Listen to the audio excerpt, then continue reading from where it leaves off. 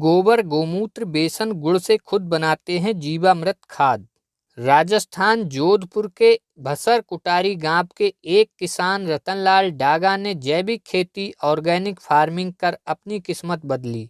डागा ने मथानिया के पास भसर कुटारी गांव में अपनी विशाल खेत को जैविक खेती में पूरी तरह से बदल दिया। मिट्टी की गुणवत्ता बढ़ने से फसलों की उपज बढ़ गई और उन्हें इससे काफी मुनाफा हुआ। जोधपुर 2 दशक पहले बेंगलुरु में हुए 2 घंटे की कार्यशाला ने राजस्थान के किसान का जीवन के लक्ष्य बदल दिए। पहले खेतों में ज्यादा से ज्यादा उपज लेने के लिए केमिकल, यूरिया और रासायनिक खेती का चलन था। जैविक खेती, ऑर्गेनिक फार्मिंग ज्यादा प्रचलन में नहीं आई थी। ऐसे में जोधपुर के भसर कुटारी गांव के एक किसान रतनलाल डागा ने जैविक खेती का निर्णय लिया। इस फैसले ने उनकी और उनके खेतों दोनों की दशा और दिशा बदल दी। उन्होंने केवल प्राकृतिक खेती के तरीकों का सहारा लेते हुए रासायनिक उर्वरकों और कीटनाशकों को अपने 60 एकड़ के खेत से दूर कर दिया। बेंगलुरु में जैविक खेती पर एक सत्र में भाग लिया। राजस्थान के भसर कुटारी गांव के एक किसान रतनलाल भी 60 एकड़ की पैतृक भूमि पर सफलतापूर्वक पेशे का अभ्यास करने वाले एक पारंपरिक किसान थे। दिलचस्प बात यह है कि 2 दशक पहले भी उन्हें भारत भर में यात्रा करके कार्यशालाओं में भाग लेने और अन्य किसानों से विभिन्न कृषि विधियों को सीखने की इच्छा रहती थी।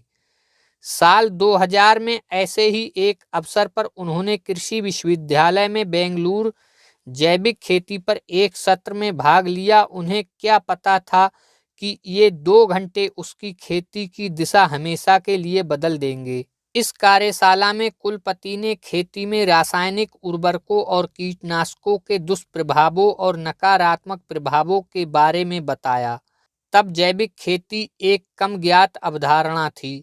रतनलाल के मुताबिक कार्यशाला में रासायनिक उर्वरकों के नकारात्मक प्रभावों की इतनी गहन व्याख्या की गई कि उन्होंने इससे तौबा कर ली और प्राकृतिक खेती की ओर रुख मोड़ दिया।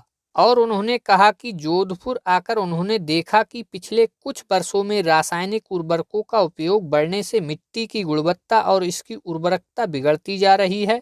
तब भारी मात्रा में रसायनों का उपयोग करना एक आम बात थी, लेकिन मिट्टी दिन ब दिन सख्त होती जा रही थी और इसे अधिक पानी की आवश्यकता थी। इसके अलावा मजदूरों ने अक्सर रासायनिक उर्वरकों का उपयोग करते समय त्वचा पर खुजली और जलन की शिकायत की, जिससे इन उर्वरकों की विशेषता का पता चलता है। रतन का कहना है कि उनके मजदूर अक्सर अस्पताल में आते थे। कुलपति की बात समझ में आने लगी और घटती गुणवत्ता के बारे में मेरे संदेह की पुष्टि हुई। मैंने तुरंत जैविक खेती में बदलाव करने का फैसला किया। रासायनिक से जैविक खेती में अचानक आने के कारण पहले वर्ष में उनको फसल का नुकसान हुआ। मैंने जैविक तरीकों पर बहुत शोध किया और जैविक खेती करने वाले किसानों से जुड़ा। इस बीच शुरुआती दिनों में फसल की पैदावार में गिरावट आई और बढ़ने में थोड़ा समय लगा। तो किसान भाइयों, आप लोगों से भी मेरा अनुरोध है कि आप रासायनिक खेती की तरफ से ध्यान हटाएं और जैविक खेती की तरफ ध्यान बढ़ाएं, क्योंकि ये प्रकृति के लिए और हमारी आने वाली पीढ़ी के लिए एक ठोस कदम होगा। तो दोस्तों, वीडियो को देते हैं विराम और फिर मिलते हैं एक नए वीडियो के साथ, नई जानकारी के साथ। तब तक के लिए नमस्कार, जय हिंद, जय भारत।